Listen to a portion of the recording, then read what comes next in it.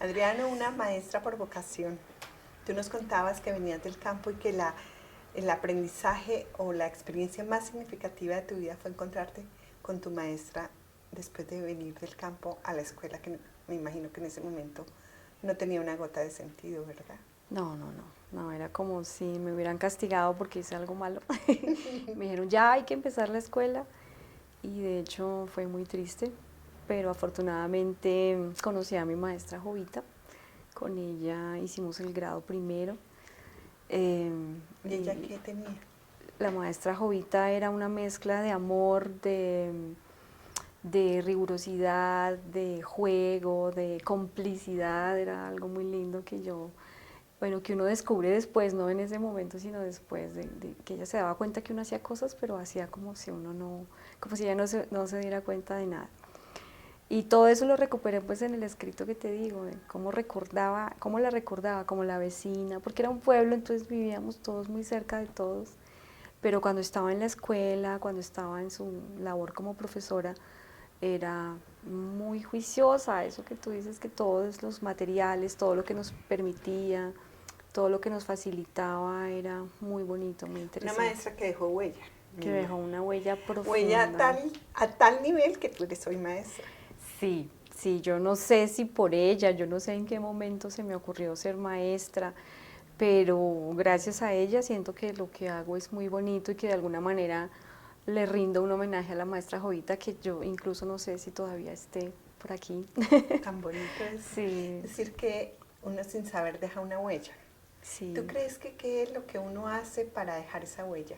Es decir, esa huella de sentir amor por el aprendizaje o amor por enseñar. ¿Cómo es que tú sientes que eso se logra? ¿O lo has Bueno, logrado? ¿O lo has hecho tú? sí, sí, bueno, recordando a mi maestra, pues fue como me enamoró de eso que yo no quería, que yo quería simplemente estar corriendo y brincando y de repente ya quería ir, de repente ya quería eh, responder lo que ella nos Ya no era un preguntaba, castigo. ya no era un castigo, porque además ella nos llevaba de paseo, bueno, fue un descubrimiento muy bonito. Yo creo que cuando uno se da la tarea de conocer a los niños, ¿no? Cuando uno se da la tarea de ir un poquito más allá, de simplemente cumplir con unos contenidos curriculares, es cuando uno descubre mmm, que esos sujetos son especiales, que son importantes y que definitivamente son un reto, ¿no? Nos viven retando como a nosotros como maestros y maestras y nos viven como diciendo que no es suficiente con lo que Es hacemos, decir, es un esfuerzo continuo. permanente. Creo que año tras año lo que uno hace es aprender mucho más y si tienes suerte, enriquecer y cualificar lo que uno hace, por ejemplo. Eh, yo he tenido muchas experiencias en el contexto escolar, incluso a veces como eso, de cumplir, ¿no? Tú llegas, cumples y te dicen, estos son los textos, estos son los contenidos, no más. En el caso particular de la experiencia de la innovación educativa, lo que me dijeron fue, aquí no hay textos, aquí no tenemos unos contenidos preestablecidos. Casi que la entrevista fue, ¿usted qué haría si se le plantea a este grupo de niños y niñas de 7 años, que fue mi primer grupo? ¿Usted cómo les propondría, cierto? Como alguna pregunta en particular. Entonces para mí fue, pues yo venía muy acostumbrada a que me daban un texto, a que había unos contenidos, y resulta que aquí me dicen no. Entonces no, fue Hay como que se abre maravilloso. la posibilidad de explorar una Sí, motivación distinta para que los estudiantes se encariñen con el aprendizaje. sí, ¿Qué descubriste ahí? exactamente. Bueno, lo primero es que ellos querían que yo los reconociera, ¿cierto? Que yo reconociera que ellos tenían una historia, mmm, que tenían unos gustos bien particulares y bien bonitos, que eran muy distintos. Tenía la ventaja de que era un grupo pequeño, por ejemplo. Yo creo que siempre las maestras quieren hacer eso, pero no les queda tiempo. Es muy triste, ¿no? Se acaba la jornada y entonces, bueno, yo tuve muchas ventajas. Eso en primer lugar, querían ser escuchados, querían que yo supiera cómo pensaban. Eso fue como de las primeras experiencias así muy interesantes, de no silenciarlos, de no, ya tenemos que hacer lo que tenemos que hacer, sino por el contrario.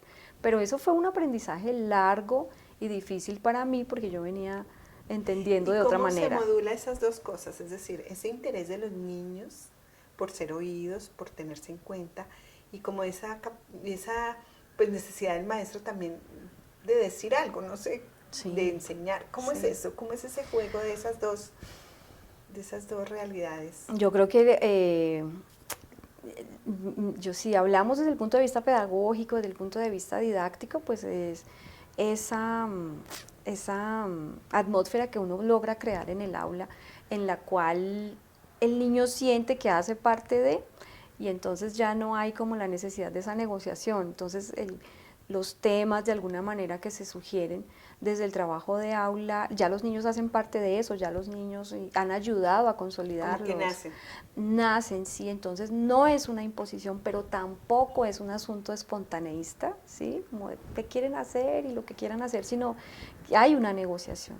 Entonces ellos se sienten escuchados, pero ellos también sienten que es necesario escucharme a mí, ¿sí? Es un ejercicio de diálogo, de conversación, ¿Y cómo lo ¿cierto? haces? Bueno, hay una cosa muy bonita de la cual yo me formé después del pregrado y después de muchas experiencias, y es el trabajo por proyectos. Yo aprendí solamente ahí en el aula, equivocándome mucho también y sufriendo mucho, acerca del proyecto como una posibilidad. El CEL pues promueve, o la institución en donde yo trabajé, promueve esa modalidad que inició como un proyecto pequeñito, pero que luego fue creciendo muchísimo. Entonces en el proyecto hay una cosa muy bonita, y es que no hay una segmentación de los conocimientos, sino que el conocimiento es uno solo, ¿cierto? El niño se enfrenta a un solo mundo, a un Se solo enfrenta contexto. al mundo, sí. Sí, y entonces lo que intentábamos era no fragmentarlo. Entonces podíamos estar discutiendo sobre la escritura, sobre la necesidad de comunicar lo que queríamos decir, pero también podíamos estar discutiendo sobre la lógica matemática, ¿sí? No había un horario para cada cosa, sino que ahí mismo se daban esas situaciones. En este primer momento recuerdo mucho la necesidad de los niños de indagar, por ejemplo, acerca de las tradiciones del país, acerca de las comunidades indígenas, digamos que como que por allá nos llevaba el proyecto, como que era un pretexto. Nosotros escribíamos cosas, bueno, este año qué queremos como maestros, pero luego llegábamos al aula y los niños transformaban todo, los niños mostraban más énfasis o más interés en algunas cosas. Entonces yo creo que es eso, esa capacidad de negociación, pero también de ser rigurosos, de que los niños entendieran que no podían escribir de cualquier manera, por ejemplo, o que no podían diseñar o crear o construir una expresión pictórica de cualquier manera, sino que tenía que ser algo que otro pudiera leer. Y también en el proyecto, en la propuesta, entendí que no hay una sola forma de leer. Eso para mí fue un descubrimiento maravilloso. Entonces los niños leen y escriben siempre, siempre. Nosotros decíamos, cuando un bebé ve el rostro de su mamá, entonces está leyendo ahí una cantidad de cosas. Cuando va creciendo y va entendiendo como que esas otras condiciones, nosotros decíamos, no nosotros, yo creo que nos nutríamos también de muchos elementos conceptuales. Hay muchas maneras de leer y de escribir, y las legitimamos y decíamos, no es que no sepan escribir, sino que están en otro momento distinto de la lectura y la escritura, y pues una de esos componentes de la lectura y la escritura es la convencionalidad.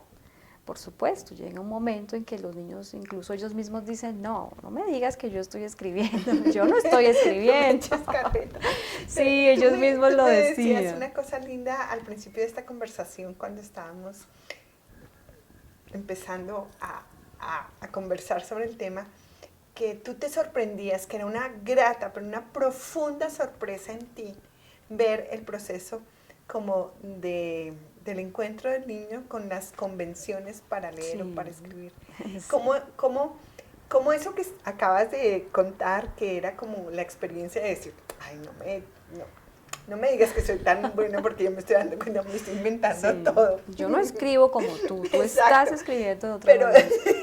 pero al mismo tiempo lo que tú tienes como de capacidad de ver en qué momento el niño está en el descubrimiento, cómo es ese juego y cómo ese juego hace significativo el encuentro contigo. ¿Cómo es eso? ¿Cómo son todas esas variables? Sí, es esa pregunta es muy difícil cuando uno ya de verdad intencionadamente Sí, se pone a pensar en lo que pasa en ese momento, porque es un sí. momento mágico. O sea, llevamos un año y un día de repente pasan cosas muy bonitas. ¿Cómo qué cosas pasan Yo en ese? quisiera, bueno, quisiera contarte un poquito de la historia de Lucas, que fue hace muchos años. Yo creo que Lucas ya es universitario, ya terminó su carrera.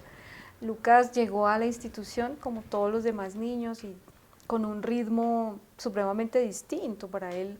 Yo creo que era eso, ese gusto por jugar, por hacer miles de cosas, pero menos por escribir, pero menos por poner atención a otras cosas. Y entonces una de las cosas muy bonitas que pasan en los proyectos también es respetar ese ritmo particular, es entenderlo, es como que el mismo proceso pedagógico nos permita esa diferenciación de los niños y de las niñas. Y era como, bueno, Lucas, mira, porque, ¿qué te parece si lo escribimos de esta manera? O ¿qué escribiste ahí? Siempre traducíamos, decíamos traducir, no sé el término si es adecuado. Ellos escribían de la manera que Sí, querían. sus bolas, sus ¿Y rayas. qué escribiste? Escribí esto y aquello, y en fin, y lo que te digo del contraste, no, pero es que lo que tú escribiste ahí, eso no es.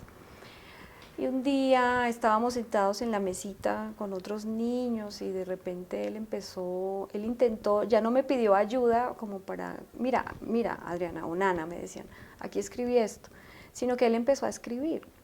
Y entonces yo lo dejé como ahí, como que ya me di cuenta de que estaba en otra fase o en otro momento que yo no sé cómo explicarte qué Es como un pasó. milagro. Sí, ¿qué pasó? Si fue el mismo interés del proyecto o como que él ya lo sabía y no me lo quería decir. Y él empezó a escribir. Y entonces yo me di cuenta de eso y le dije, Lucas, ¿qué escribiste? Mira, yo puedo ya leer lo que tú escribiste. Y él dijo, sí, escribí algo acerca de mi mamá, no sé. Yo le dije, pero ¿tú sabes lo que pasó? ¿Sabes lo que pasó? Ya escribiste, ya estás escribiendo convencionalmente. Y entonces él se quedó mirando su texto y luego me miró y me dio un abrazo, que nos abrazamos los dos como diciendo, sí, pasó algo muy bonito y a partir de ese día ya Lucas no me volvió a pedir ayuda, pues en el sentido de, mira, escribe acá que lo que yo quiero decir es que quiero a mi mamá o que ¿Y mi qué crees mamá... que pasó ahí en ti? Es decir, ¿qué crees que pasó en ti en esa corrección de ese instante? No, pues es muy hermoso, yo creo que nunca lo podré olvidar, yo creo que si nos encontramos con Lucas hoy día, después de tantos años, porque estoy hablando de los años 90, de mediados de los 90, fue como la fiesta, como la celebración de algo muy bonito, sin darnos cuenta ya Lucas pasó a otra fase, además con mucho gusto, ¿sí? No fue algo traumático, no fue cualquier día, nunca, no teníamos como un momento particular. Claro, se obró digamos, el milagro, pero tú Sí. creando la atmósfera, teniendo paciencia, ¿qué otras cosas Ay, tuviste ahí sí. para llegar a la motivación esa que gatilla como el éxito, como que gatilla la conexión? Pues de cosas que yo hacía, pues eso, de brindarles a ellos siempre un ambiente lleno, pleno de sentido, de que siempre se enfrentaran a cosas que tenían que leer e incluso que dijeran, pero es que yo no puedo leer lo que dice ahí, pero en cambio sí puedo leer Un poco de los colores, frustración, sí, un como poco eso, de deseo como de de salir de salir, ahí. exacto, de salir de Es una esa cosa como de comodidad, de jalonar, muchas sensaciones, ¿cierto? sí, sí, No sí, es sí. solamente éxito, éxito, éxito, éxito, No, regalo, no, regalo, no. regalo, sino como un juego. Sí, yo creo que uno se inventa siempre todas esas cosas, como que mañana qué voy a hacer, la otra semana qué voy a hacer. Entonces leíamos mucho, los textos literarios siempre han sido como un elemento muy importante para mí, o narrarles cosas. Pero entonces el ambiente del aula era un ambiente que les posibilitaba muchas cosas, muchos retos. Ellos se maravillaban viendo sus trabajos, mira lo que hizo fulanita, mira lo que hizo Juanita. Pero luego venía esa necesidad de no, yo quiero pasar a ese otro momento de la lectura. Y bueno, con Lucas yo lo recuerdo mucho porque fue descubrirlo, como que entre esas cosas maravillosas que a veces un niño escribió y tú no te diste cuenta qué horas pasó. Con Lucas fue muy lindo porque los dos lo descubrimos y todo el cosmos obró para que se diera esa posibilidad, porque cuando él empezó a escribir y yo empecé a ver que él estaba escribiendo, bueno, escribiendo convencionalmente, no escribiera, siempre escribía, además escribía una cantidad de cosas, pero él empezó a utilizar el lápiz y el papel en ese momento y yo le dije, Lucas, mira lo que está pasando. Entonces cuando Lucas se dio cuenta y empezó a leer y yo le dije, mira lo que estás haciendo, entonces él me abrazó, pero fue un abrazo de esos que, uno se emociona mucho. Y ya, fue la celebración de los dos, incluso pues los demás niños, yo creo que ni se dieron cuenta de lo que pasó. Adriana, es súper bonito porque es tener la oportunidad en el aula de ver un nacimiento, ¿no? Sí. Y si uno considerara que el aula es el sitio, es como el lugar de múltiples nacimientos, pues el maestro sería significativo de profundamente, no solamente para el niño, sino en la relación. Es decir, ese niño le deja un impacto a uno que es para toda la vida. Sí, muchas es cierto. gracias. A ti, muchas gracias. Muy emocionante.